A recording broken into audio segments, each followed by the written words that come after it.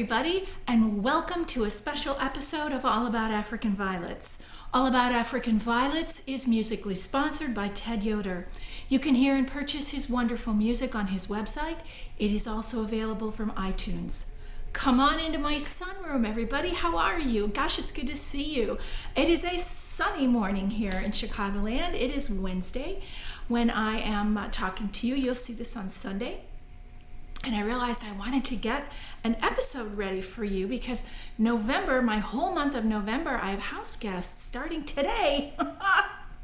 So I thought, I should try to get this done. So you've caught me before I'm leaving for work on Wednesday. And it is a beautiful day here in Chicagoland. The leaves have been magnificent this fall, and many of them are now gone and on the ground and raked up and blown away. And winter is on its way. We had a minor snowfall, mostly just little flurries on Halloween, and winter's coming. But everything is going okay here. I've got some interesting things to share with you today. I think you're going to enjoy them.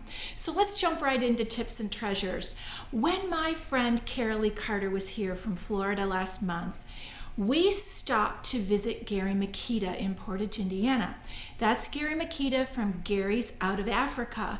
Many of you have bought plants from him. He's got all kinds of gesneriads. He does specialize in streptocarpus, but he's got pretty much everything. He's where I get my potting mix from him. He carries the sunshine mix that I use, and I use with success here in my local area. So he's not far. He's just across the state line in Indiana. But one of the things in the way Gary grows his plants is really quite amazing. And pretty much everyone here in the Chicagoland area is aware of how and what he does. But he agreed to let me film his growing areas, one of which is in his upstairs in his home, the other of which is in his crawl space. Take a look.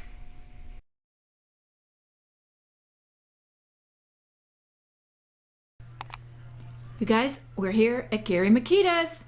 Gary's Out of Africa. And there's Gary. Gary, say hi. Hello, people. And guess who else is here? Carolee Carter. Get over there with Gary. All right. Hi. Woohoo! So, guys, we're here, and Gary has agreed to kind of give us a tour of his growing area. You know that I get my potting mix from Gary, and I have gotten many plants from him. He specializes in a lot of the other gesneriads as well as violets. So, what are we seeing here, Gary? Give us the scoop. Well, basically, the middle stand here are streptocarpus and calaria. There's violets off to the right.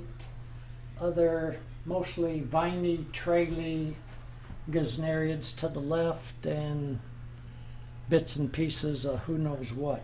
Okay, so can I kind of walk through? Sure, yeah. All right. So these are, what we see here are violets, right? Mostly of them are violets, yeah. Okay.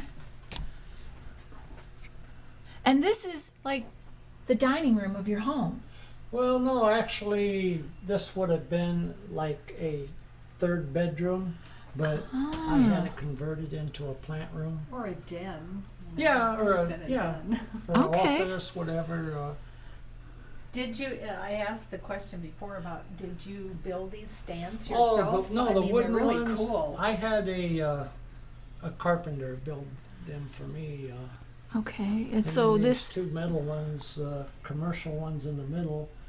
well, these look familiar. Yes. I ended up getting these for free. People that was just Are you kidding? That's a great deal.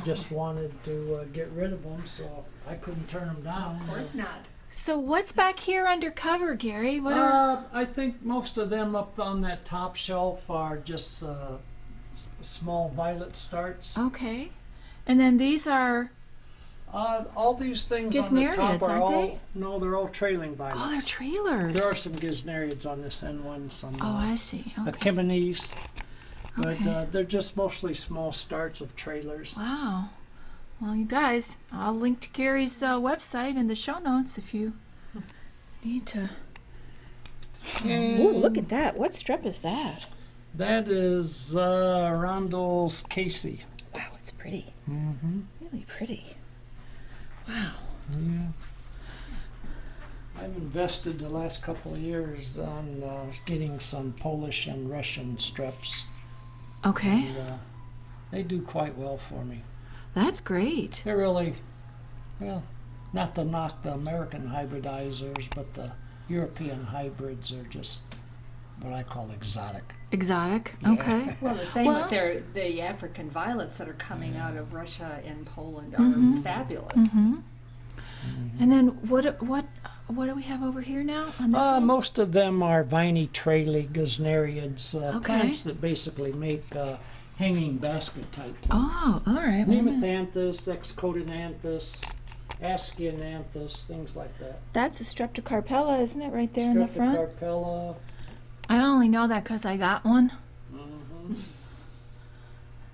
I got a start of one from Barbara Kirby. Oh, Oh, here's the Apicia Cleopatra. There's a few Apicias up on that top shelf. All right. Well, I know that you're a pretty expert grower of those as well.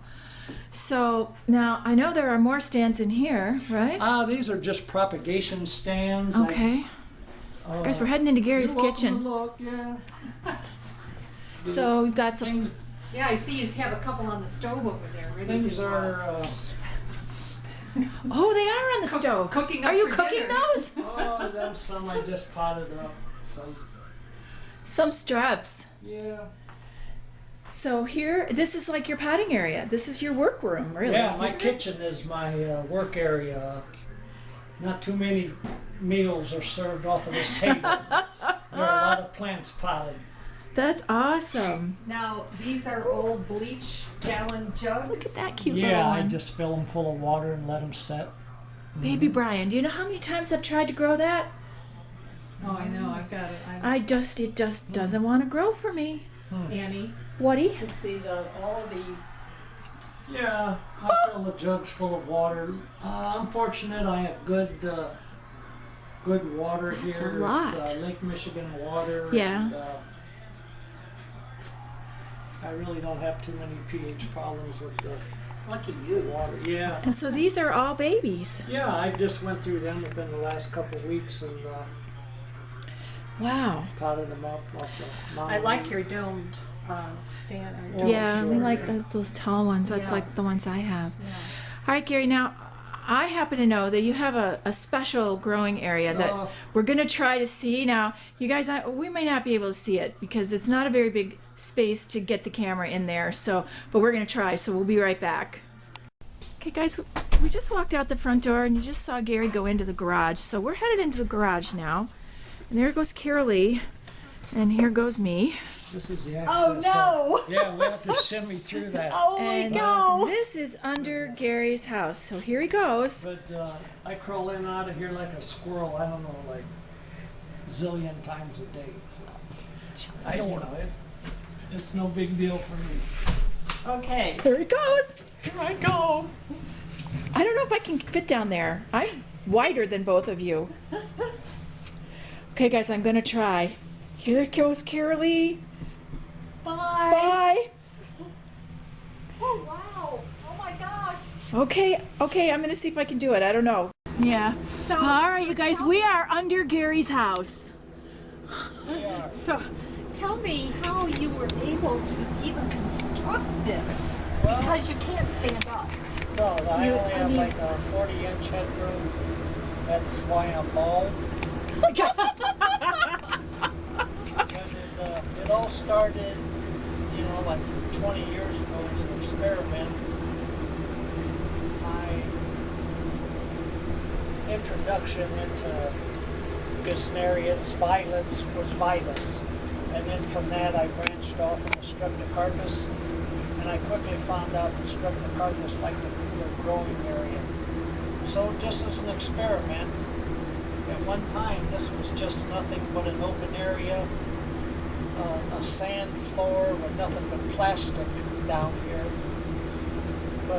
But maybe that might have been better for your bees. I wear knee pads all the time. Okay. But the foundation walls are heavily insulated, and in the summertime it could have been like 90 degrees outside, and down in the crawl space here, there were no lights or anything down there at the time.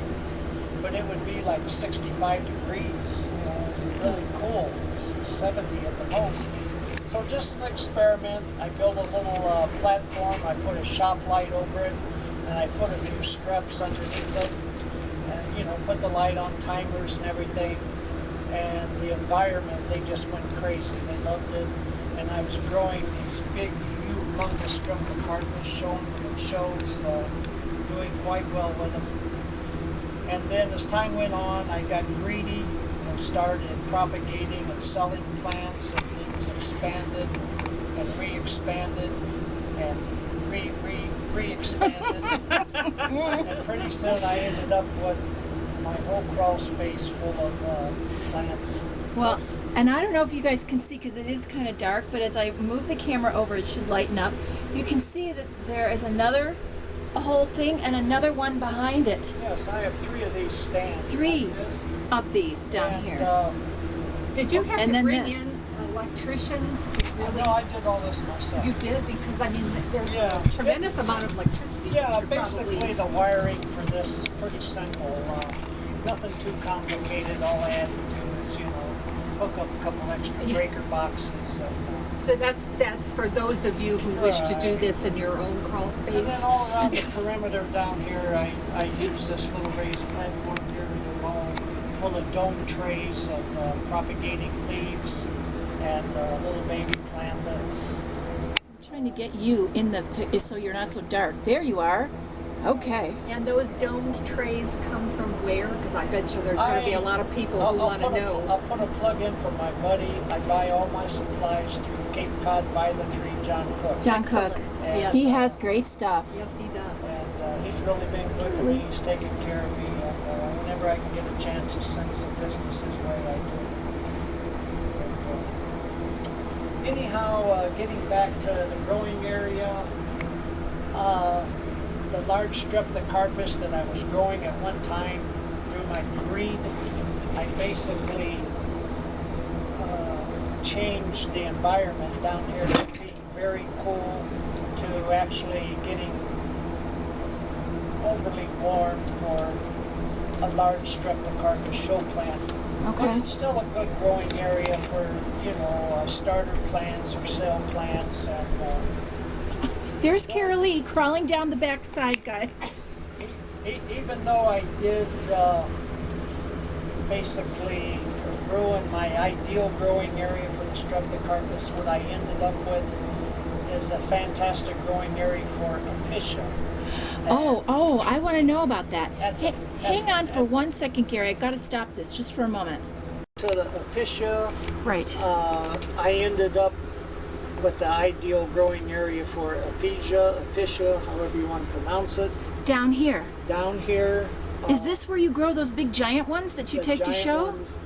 Apicia is goodness. a warm-loving plant, and what I have found out, my middle growing, what I call my raised platform, my run, it gets the warmest, and I also have a elevated center that goes down through it, which would be the warmest.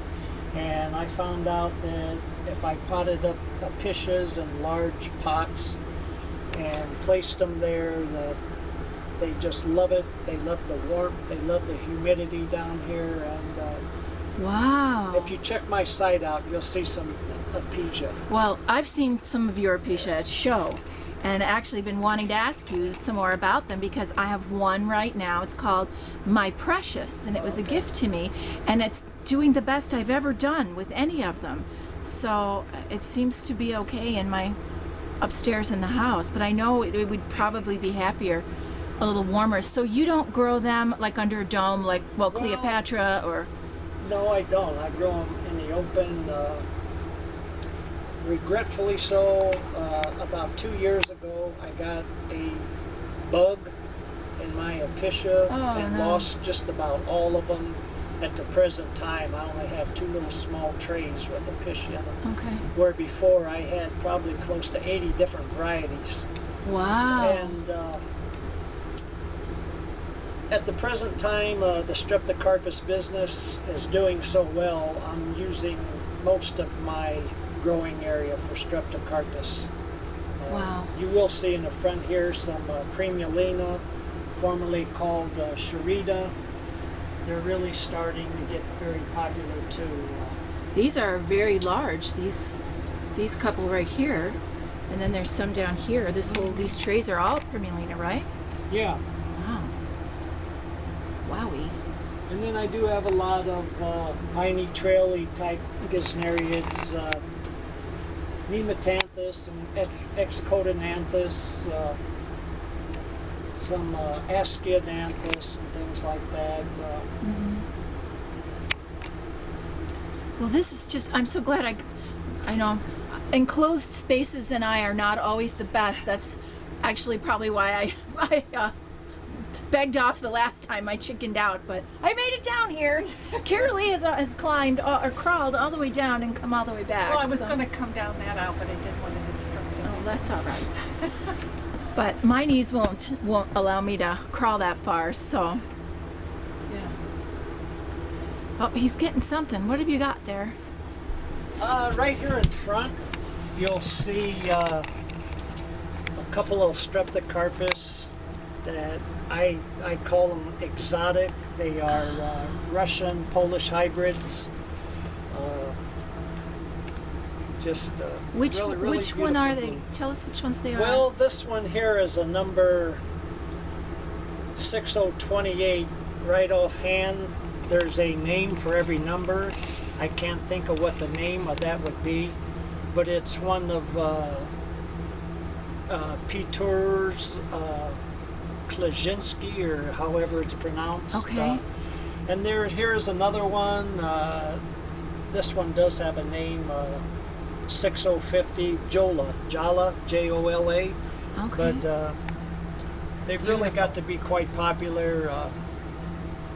And then here is another one, Xena, but just the Wow. netting, Oh, and it's most beautiful. of them are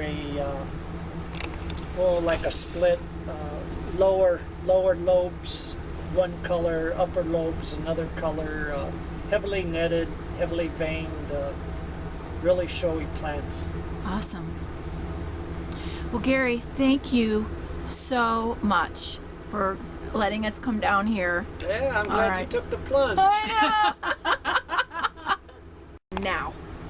Okay, this is another one of the Russian varieties. Telma, or some people write it out, pronounce it Thelma. But when I received it, it was Telma, Telma. Absolutely gorgeous. Wow. I mean, that is a gigantic blossom. Yeah. Guys, that is huge. Wow, thanks for showing us that one. You're welcome.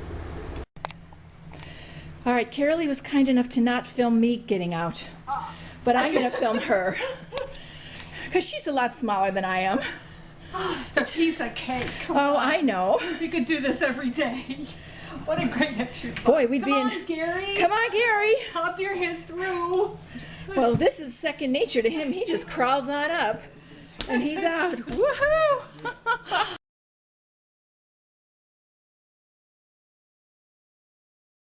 Can you believe that? I realized as soon as I realized I should have warned you that the sound was a little wonky and the lighting was not great down there, but there was very little that I could do about it.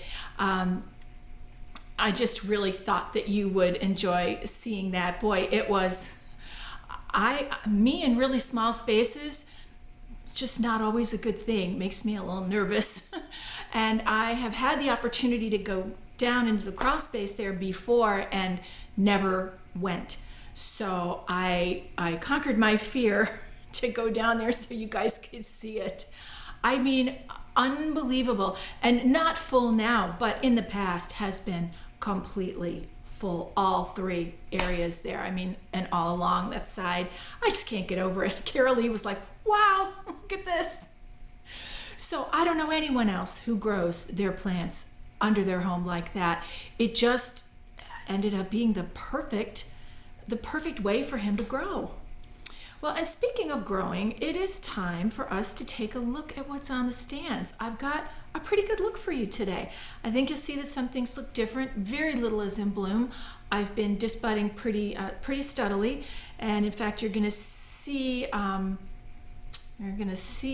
disbudding that went a disbudding gone wrong. Okay, I'll be back.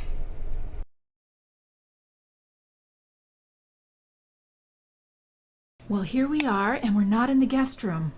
I'm about to have company for the whole month of November, so we are in my office. I moved this stand into my office, and you can see here's Santee Sue. Here's Apisha My Precious. This is Optimara, Michigan. This is Jersey Blue Dreams. This is Heartland's Lime Sherbet. This is Optimara Yellowstone. This is species Orbicularis verpurpurea. That is Fresh Air. I'll get a better view of that one for you on the other side. This is regular Orbicularis. And I don't know if you can see because it's turning its face away from us because I turned it this morning. And you'll see the same thing when I show you on Santee Sue. But this is Rupicola. Species Rupicola. I'll show it to you from the other side. I didn't turn it in a timely manner, so it's leaning that way. I'll walk around and here, let's go this way. It's my messy closet, my shelf. Oh, guys, if you've been watching the Facebook page, you know the story of the hole here in Jersey Snowflakes. You've heard me say this so many times, and I was so irritated with myself. I was disbudding, and I didn't have my glasses on, and I nicked a leaf instead of the bud. And I didn't notice it right away, and I came over here, and I saw that leaf looking kind of lifeless, and I thought, oh no, really? This is one of my best standards. As you can see, it's practically growing itself. It's beautiful. Two schools of thought. One is to leave it alone, and this leaf will eventually fill in and fill that gap, or take it down to these three this center crown, these three, and then the center, and start over.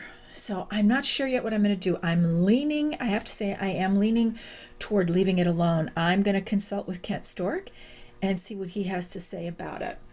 Now, here's Santee Sue from this side, and you can see that it was also leaning this way. So you'll see that I did not get things turned on the stand in a timely manner, but I have turned it, and it will even itself right back out. Here's Apisha My Precious from this side. Here is the better look at Fresh Air. It's really looking good. And now wow, there's Rupicola. And you can see that it is real happy down here on this bottom shelf. And it just needed to be turned. This tube is out. It's not working any longer. So this is not getting a whole lot of light, but I do have to, but species seem to be okay with that. But I do have to make sure that I turn it a little more regularly. Let's go down to the basement. Well, we're down here in the basement, and here is Columnia Firebird, which is, I restarted all these pieces, and then I took some more pieces, and they're in here rooting, and they're ready to be potted. This is Columnia Midnight Lantern, and it looks kind of wonky. It's because of the way it's turned, but it's got two good-looking pieces here that I actually probably will cut off, but I did take some more of this one as well. And because these are so dramatically different, I was able to put them in the same glass to root, so I knew I would be able to tell them apart. Here is Texas Hot Chili. Now, I'm going to show you something gross, okay? But I'm showing it to you because it works so well. I have had fungus gnats, and there's nothing, they are harmless. They're just irritating. They're those little black things that fly around. The sticky strips, they really work. Ew, it's so gross, but I wanted to show you that in case you have those, and in fact, now I'm gonna toss that one out. It's time for a new one. Ew, there we go, in the trash. This is Linda Darnell. This is, I think it's Optimara Modesty, let me check here. Oh no, it's Cajun's Cherished Hope. And actually, that's one of the Cajuns that's doing well for me and looking pretty good. Got some upstairs that just are not growing. They're not happy. Now I want to show you something very interesting. I took the lid off the tray here. These are these white ones here in the front. These are Jolly Marvin. This is the Helen Rhodes Memorial plant for the Illinois State Show in 2015. So I was growing some to have and to share, most likely. So those are there. I got a piece of a Streptocarpella, and that is this piece right here. And it bloomed.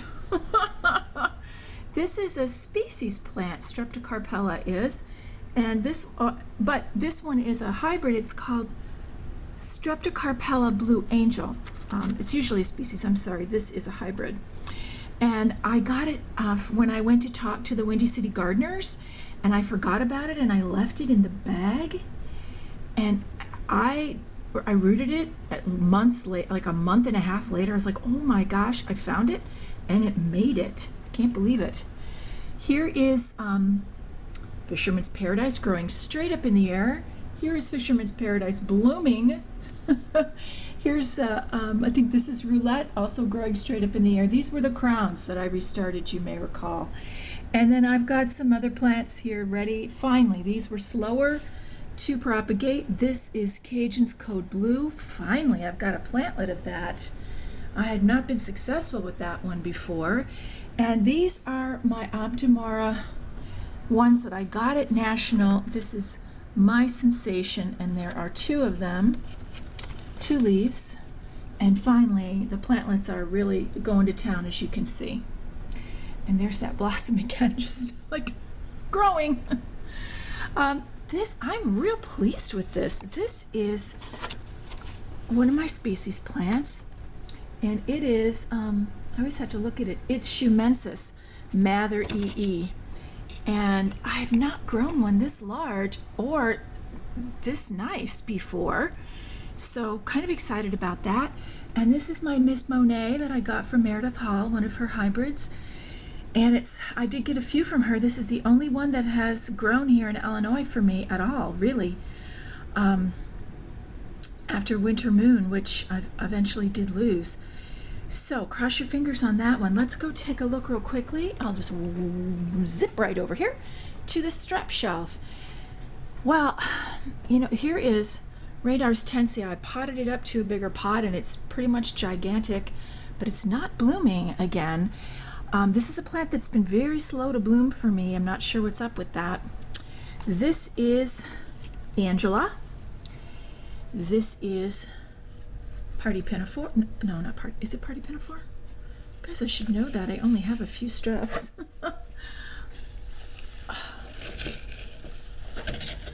Yeah, Party Pinafore. I potted it up to a larger pot, and I'm not so sure it's happy. I think it might have been happier had I cut it back and left it in a 4-inch pot. So I may do that at the next go round. And here's that dark one, and it is blooming like mad. I really like it. It's in a 3-inch pot still. And it's, I have to read it because it was, whoa, we're walking around to the back side here. It is DS Black Magic. This should be pretty easy to remember, shouldn't it? Now, I wonder if you can... No, it's out of focus. I was going to show you that there's another... Remember how Dr. Jeff told us that pretty soon you won't see any more blossom stalks coming, and then you'll know that the leaf is done and you can remove it? And there is another blossom stalk right here, but it's... Let's see if I can get it into the light, maybe. Can see it. It's right under that, what looks like a stick. That was a stem that I cut off. All right, so that's a good look at what's going on down here. Let's go up to the sunroom. You guys, before we go upstairs, I just wanted to show you. I took the 3 plants of the crowns that I had restarted. That's Fisherman's Paradise, and Roulette, and I've put them in the baby box here, and they were reaching up. I've gently, done the palm of the hand and kind of flattened them out a little bit so that they would hang in this box just by themselves. I propped it open, and because obviously they're growing, both of the Fisherman's Paradise are trying to bloom.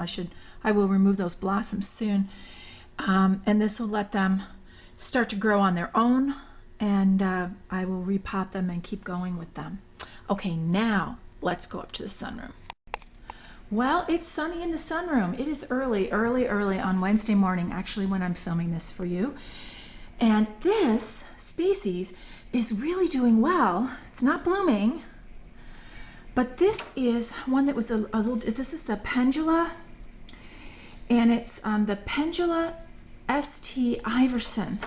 It's not in First Class 2. I asked Dr. Jeff about it, and it's a leaf I got from him, and he said it would be eventually in there. And sorry, I just hoofed it up the stairs here. Here are some of the little plantlets that I had potted up a while ago. You can see that they are all doing pretty well. That is Sans Souci Coco. It has bloomed true, obviously. It's gorgeous, and I need to get it repotted here. This shelf, everybody just kind of hanging out. This is Rhapsody Annie. This is Rhapsody Lucia. This is Benediction, a Kent Stork plant. This is Smooch Me, a Kent Stork plant. This is another species, and this one is Confusa 790. Cross your fingers. It's just kind of been hanging out for a while, but so did the other one up here, and it finally took off. Okay, this is a Cajun, and this is Optimara Modesty. I'm sorry. This is Optimara Modesty. I am not sure that this is real happy here. You can see the center. It's not icky. It's just a little cramped. I mean, I need to groom this one and give those leaves a little more space to spread out, and we'll see how it does. This is Cajun's Flamboyant Mistress. And it doesn't seem too happy up here. And I'm thinking of taking it back down to the basement and seeing if it will grow. It's just not growing. And that's happened to me before. It's kind of bothersome. This is Optimara Ingrid, or Rhapsody Ingrid. And we'll come around here.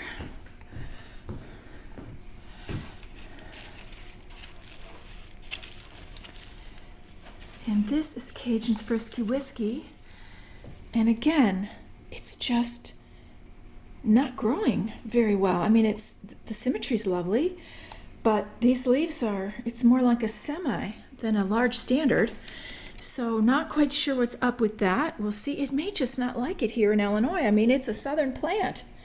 This is Tongwensis, another species, and I'm liking it so far. It's doing pretty well. It's got those strap-like leaves, and it's bloomed lovely, and it's just hanging out there. Here's Powwow, just sort of still trying to get its feet. Here's Smooch Me from the other side. And I'm kind of excited to show you this one, you guys. It is just really, let me see if I can get it better in the light there. It's just really taking off. It's got a whole row of leaves that need to come off. I was gifted this plant by Kent Stork. It is one of his brand new hybrids, and if I'm not mistaken, it's called Kansas City Barbecue. And it has bloomed for me, and it's really something. I will look up for sure and make sure on the name. And I was very thrilled to get the opportunity to grow it, and he did say I could share it with you guys on the podcast now. So I hid it in the last few months of the podcast. I hid it from you guys. Here is this is the FO Champion trailer. It's rambling right along.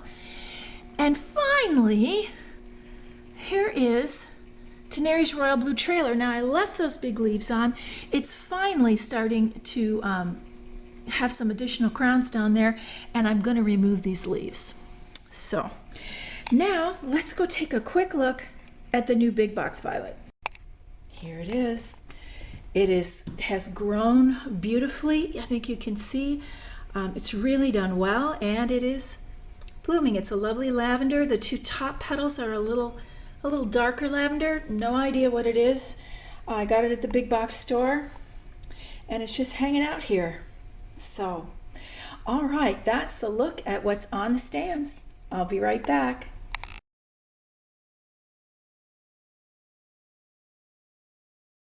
So really, how many times have you heard me say, if you need to wear cheaters to do close-up work, wear them when you're working on your plants? And I didn't have them on, and I wrecked my Jersey snowflakes, and I was just heartsick about it. But I think it's going to be okay. As I mentioned, I've gotten a couple of different ideas from two different people. I'm gonna go check with Ked Stork and discuss it with him as well, and we'll see what my final solution is there. I was just like, oh, Annie, how could you do that? So again, be careful, be gentle, and if you need your glasses to see close up, wear them when you're working on your plants. Well, I hope you enjoyed seeing the look at what's on the stands. The new big box violet, I'm looking at it, it's right over here. It's really taken off. It's looking really good. It's not got a huge head of blossom, but it is growing, and it's growing here in the sunroom as the days are getting shorter and shorter, so I think it's doing great. I'm very excited for, actually it's right here, Teneri's Royal Blue Trailer. In order to, as you know, I'm gonna do this right while we're talking. As you know, trailers should all the crowns on a trailer should be the leaves should all be about the same size. Now I left these big leaves on because nothing happened for so long with this. It was growing, but it wasn't suckering and creating new crowns, I mean. So I left these on when I took the crown off, and to see if I could force it to sucker, and it is. So now I just, there it goes. I've got two more. 1, 2. 1, 2, buckle my shoe. I know the light it's a little wonky because of the way the sunlight is. Can you see it? There it is. So we'll let it grow and see how it does. Cross your fingers. Yikes. Well, it's time to get the bail money ready. And I've just continued I'm already thinking ahead toward Kansas City in 2015. You saw that I have a plant from Kent Stork, one of his brand new hybrids. And now, guys, the light is getting wonky here in the sunroom again because of the way the sunlight is coming through the trees. So I apologize for that. But I am thinking so much about Kansas City. As you guys know, I'm a member of the publicity committee for the convention. And one of the things we're doing is we've created a Facebook page for the AVSA convention for 2015. I invite you to find us and join that page. I will link to it in the show notes here on the website. We've also created a Twitter account, and I'm sort of the administrator of both of these items that's part of my job responsibility on the committee. And so I'm going to begin tweeting. So cross your fingers. I've managed to get them connected to each other, so when I tweet, it'll appear on the Facebook page as well. And we also have a Pinterest page. I'm kind of thinking that might actually just be a chronicle of convention, of getting ready for convention, of being at convention, because it's so visual. And once we're at convention, that may be even more, a bigger, larger piece, and a piece to be able to remember 2015. But for now, those are the things that are happening there. I wanted to share them with you. And I also wish to thank you guys. I really don't know what happened between the last episode and this episode, other than an entire new group of people found the podcast. I welcome you. I'm so glad you're here, along with everyone else who's still here. I've gotten messages from some of you that you're going back, you're rewatching from the beginning, you're going back, you're looking for things in certain episodes. I love that you're doing that. I'm so glad that the podcast has remained. All right, I'm shifting over. I'm trying to find a way to get out of the sun, guys. Sorry. I can see on the monitor it's looking kind of crazy. I'm so glad that you are finding ways to still get great value from the episodes that exist, and I'm very grateful for that. But I got to tell you, we were hovering right around 600 odd likes on the Facebook page, and we are now closing in on 1,200. And the first jump was like 200 people in like a couple of days, and then another 200. It's like 600 people almost, like doubling. Everything just doubled. It's like it took a quantum leap, and I'm so thrilled. Thank you for sharing the podcast with your friends, with new growers, and it makes me really happy. Thanks very much. Well, it is time to keep moving forward, because it's time for me to get cracking and get on the train to go to the city. But thank you for joining me today. I am very grateful for all of you, and I hope that your days will be filled with all the things you love. Good growing. I'll see you next time.